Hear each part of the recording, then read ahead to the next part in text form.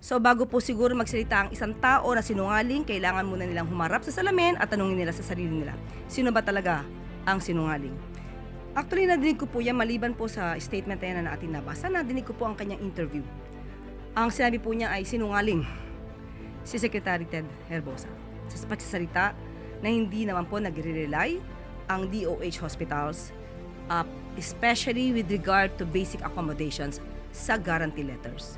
So bago po siguro magsalita ang isang tao na sinungaling, kailangan muna nilang humarap sa salamin at tanungin nila sa sarili nila, sino ba talaga ang sinungaling? Tandaan po natin, itong anti-EPAL bill na nasa 2026 pinasimulan po ito ng Pangulo.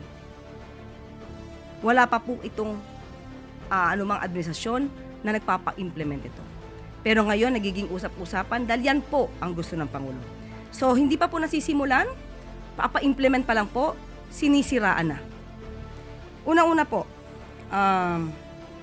yung guarantee letter, 2026 pa lang po ito ipapa-implement. So, dapat malaman po mismo ni Mayor Magalong yung timeline. Dahil kung nakaraan po ay may mga guarantee letters, kaya nga po siguro sandamakmak yung mga guarantee letters na in-issue ng Baguio City. Kung sa tingin po niya to ay pang-EPAL, bakit kaya ang dami rin niyang guarantee letters?